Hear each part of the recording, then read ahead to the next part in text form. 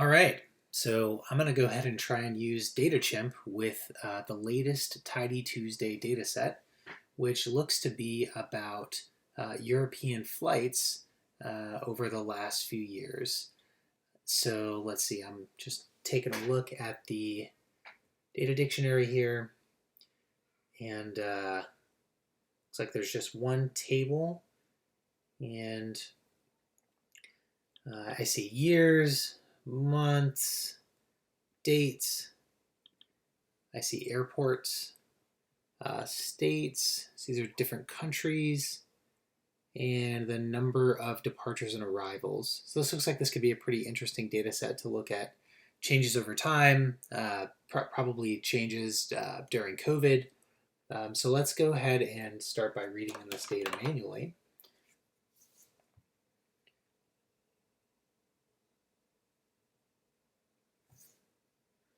All right, so it looks like the data is in, and actually I've kind of forgotten to start up DataChimp here, so let me do that. So I'm going to go ahead and click the play button here within DataChimp. It's connected to our server, and then we need to go ahead and connect on the RStudio side. So I'll do that. So now DataChimp's creating an environment for us here, and so now it's done.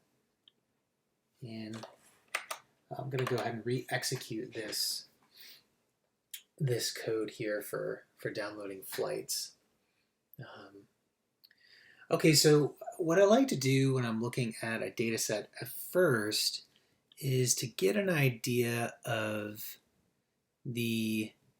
just kind of the data quality.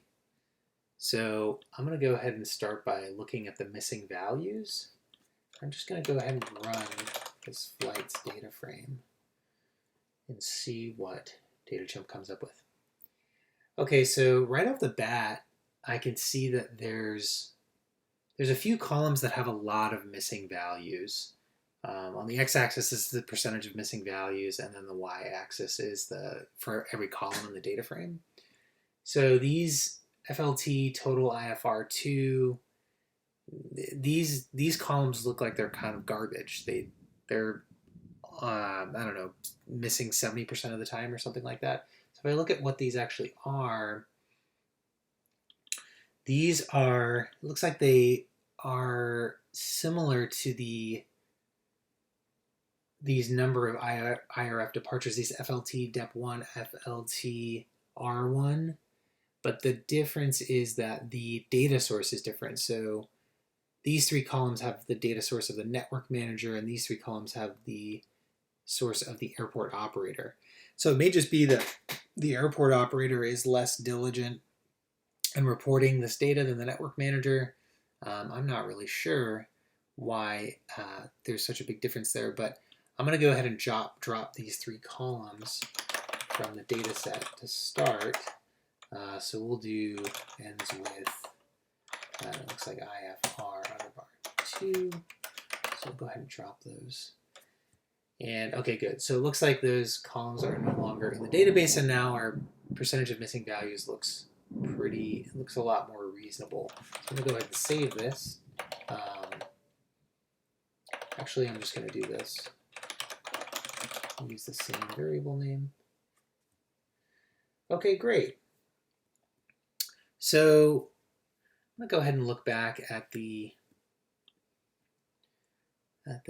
data dictionary here, and it looks like this.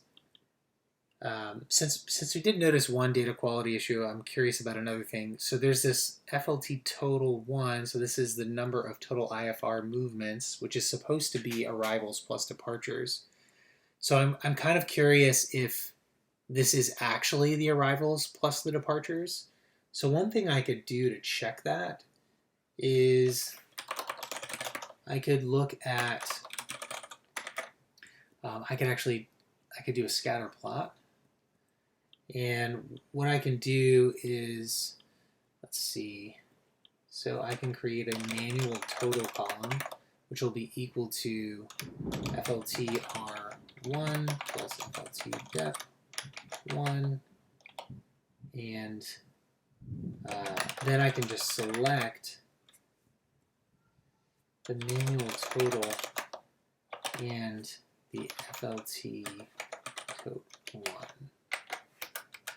So if I run this, DataTemp should generate, so this is a scatter plot mode. It should generate a scatter plot for every combination of numeric columns in the data frame. I'm only selecting 2 numeric columns, so I'm just going to get 2 visualizations. One, and they just flip the order of the axes. So, well, basically what I should see here are 2 straight lines, and this will help me confirm that the FLT tote 1 column is in fact just a sum of the arrivals and departures. Now there's 680,000 rows in this data frame, so it's taken a second for this visualization, or these 2 visualizations to generate. So we might have to wait a second here.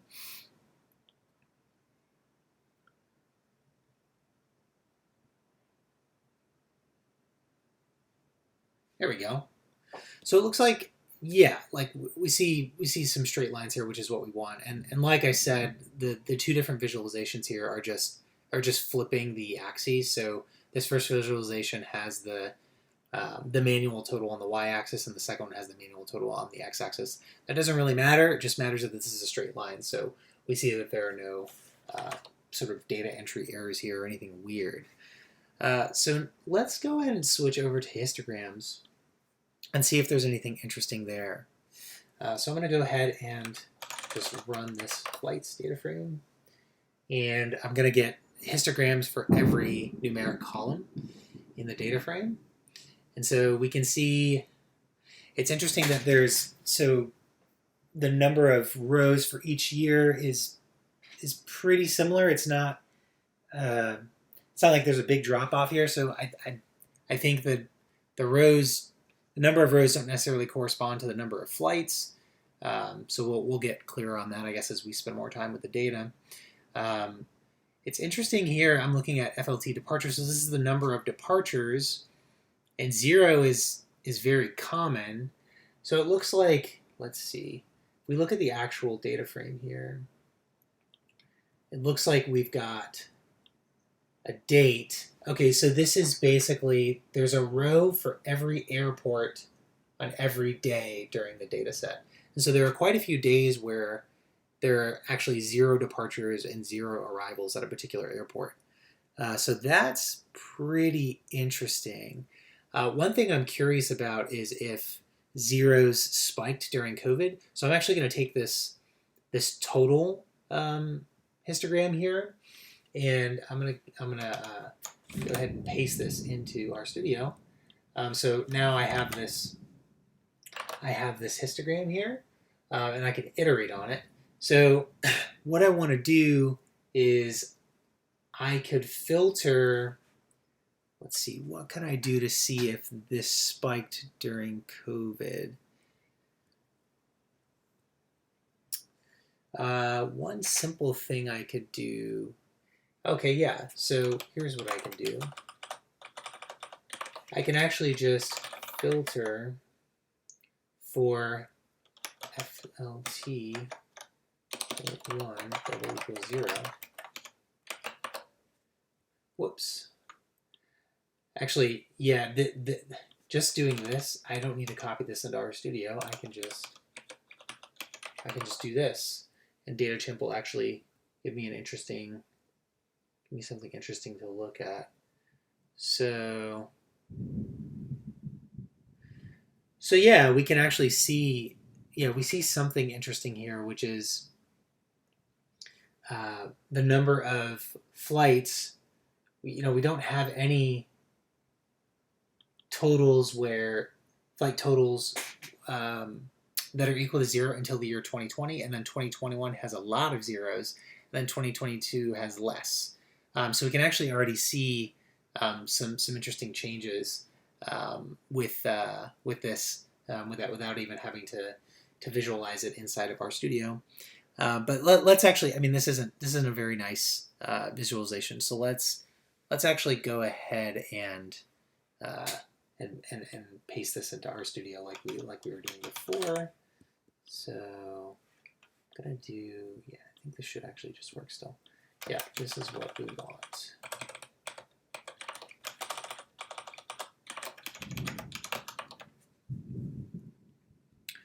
Okay, so let's see here. So if we want to look at the number of days that have 0 over time, what we could do is, let's see, think about this for a second. Well, I suppose what we could do is we could group by, so I could group by year, and I'm going to summarize, so I want to sum up LT total 1, and I'm actually going to mutate this instead of summarizing, because I might need some of these columns later. And yeah, I could change this, instead of it being a histogram, I could change it to a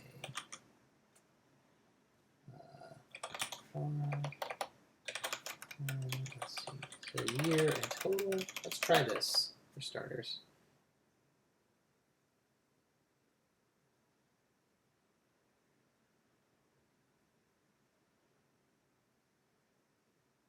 It's taking a second, probably because there's a lot of data here. Okay, yeah. So we're seeing something interesting here. We're starting to see just the drop off of flights. So this isn't like a spike of 0, but we can at least see the drop off of flights here, which is kind of interesting. So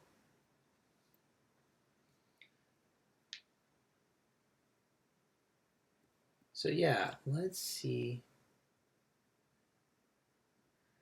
This is, yeah, we can see the drop off here, which is pretty interesting. We're going to go ahead and filter this. Whoops. Go ahead and filter this so that we're just looking at after 2018. That's where the action's at.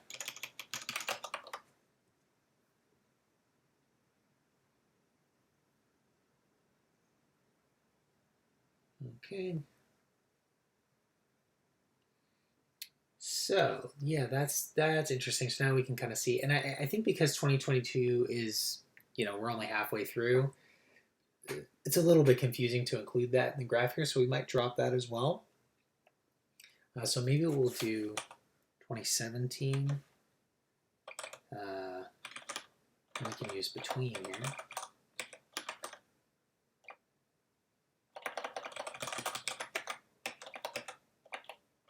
Year 2021. There we go. So now we have something to look at here that's pretty interesting.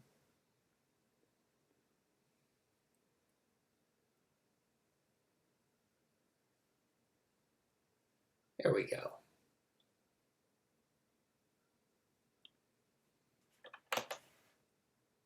Okay, yeah. So this nicely shows kind of the drop off.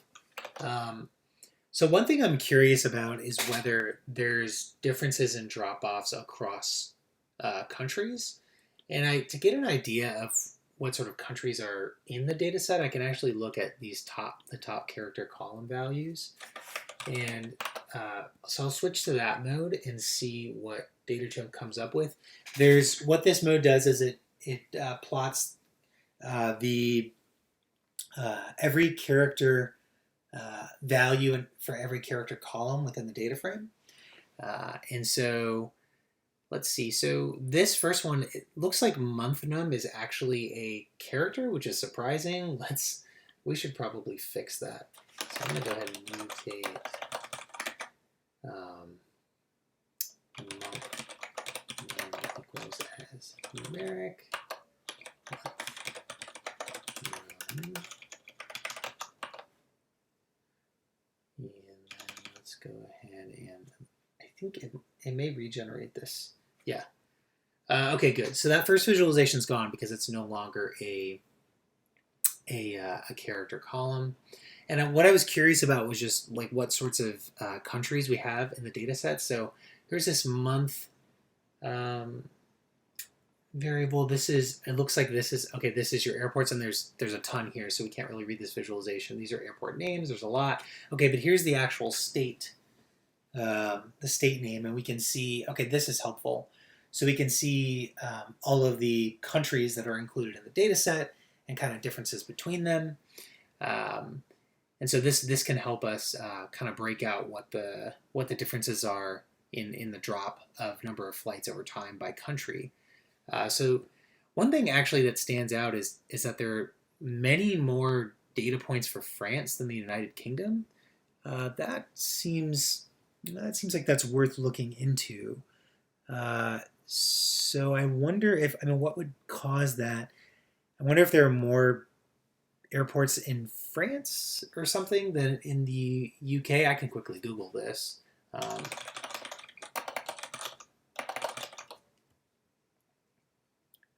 Let's see, list of airports in France. Let's do this. Airports, France. Okay, so 170 and number of airports, UK.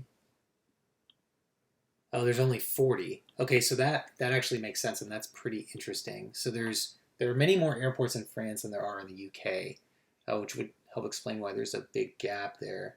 Yeah, one thing I'd like to do is just kind of lump FCT lump these countries together to see kind of who the big players are, where most of the data points come from in this data set. So I'm going to go ahead and do that.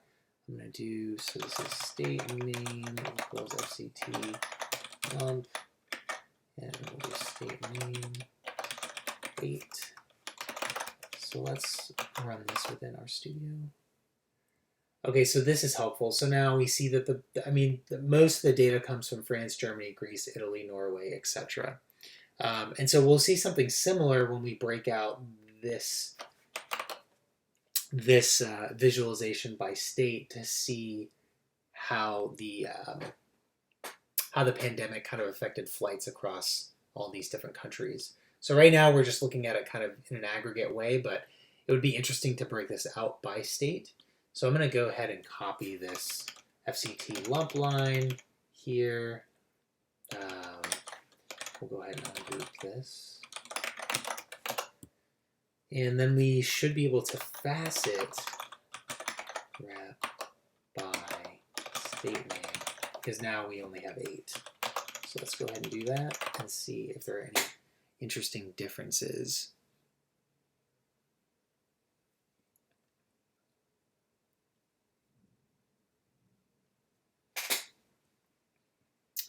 Okay. So yeah, this is kind of interesting. So just wait for this to re-render.